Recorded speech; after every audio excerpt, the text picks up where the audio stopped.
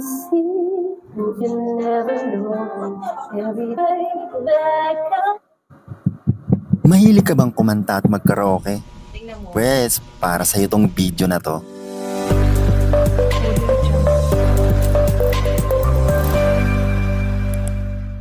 Hey, what's up? Kamusta po?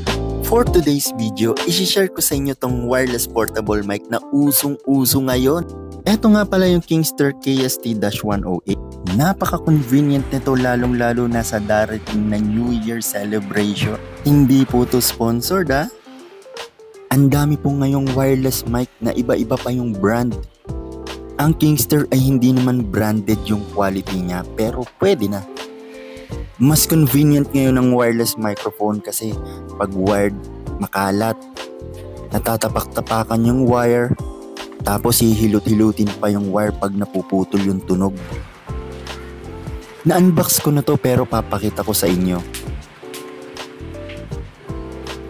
So what we have here inside the box is the ring holder of the mic. Dalawa na yung holder para sa dalawang mic. At ito yung receiver ng mic. At ito yung antena. Test on natin. Yan. Ito nga po pala ay china-charge din. Ang kagandahan dito, Type-C na po yan. Ang kagandahan sa Type-C, kahit isaksak mo siya ng baliktad, pwede. Karamihan sa atin ngayon, Type-C charger na ang ginagamit. At eto na guys yung microphone. Tansya ko mga 11 inches yung haba nito. At magaan siya guys. Sa durability or quality nito, siguro i-rate ko to ng 7 out of 10. Kung bibili rin kayo guys, doble ingat na lang din. Dito china-charge sa ilalim at Type-C na rin siya guys. Ito yung isang mic. Parehas na parehas lang din. Dito yung switch. Yan may indicator guys pero fake yan. Ito naman yung charging cable na free. Hindi siya heavy duty guys. Moving on, ito nga palang battery niya guys ay removable. Madali lang siyang tanggalin. Pero hindi ordinaryong battery niya guys. Ayan o. Para siyang malaking AA na battery. Just in case naman na masira, pwede tayong umorder via online. Lazada, Shopee, TikTok.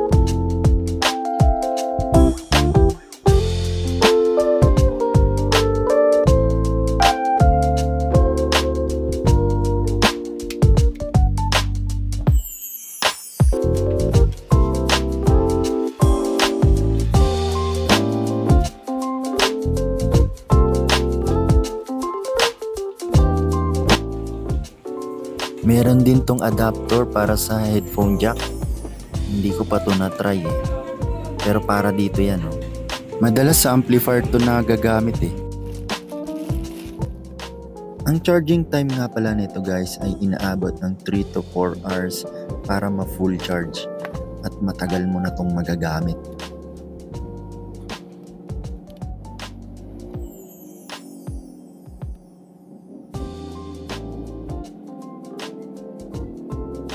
So, blinking to pag nagcha-charge. Pag full charge na, naka-steady na lang yung indicator niya.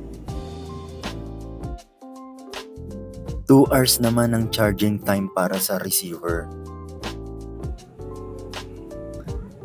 Parehas din to ng battery ng microphone.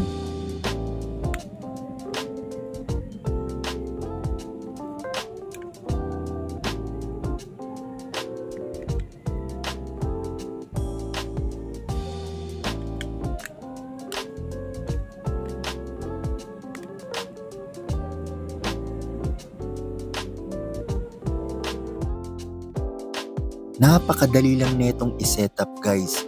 Sobrang basic, plug and play at gagamitin mo na lang agad. Saksak natin muna yung ampli or speaker. Switch on. On natin yung receiver. And then plug in natin doon sa microphone slot. Tapos on natin yung mic para makomonek sa receiver. Okay, check natin kung meron na.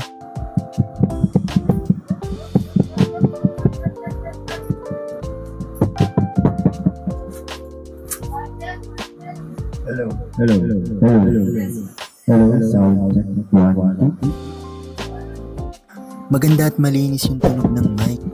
Pero nakadepende pa rin yan sa speaker natin. Check. Hello. Try natin kung gaano malayo kung kaya. Hello. 1, 2, 3.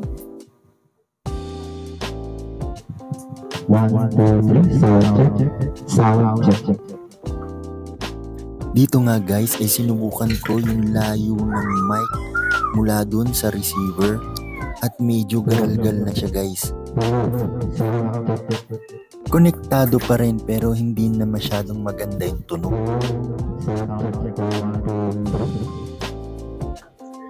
Okay sana kasi wala siyang delay. At try natin yung wired microphone. Compare natin dito sa wireless.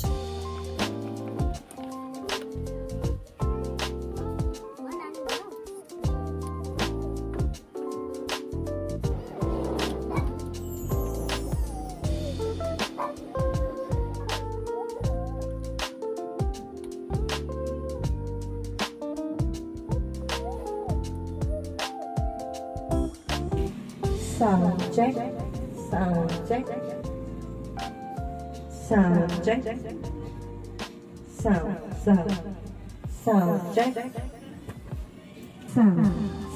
check. Sound check. 1, 2, 3. Sound check. Sa internet na sila nagkakaraoke kasi mas updated dito sa internet.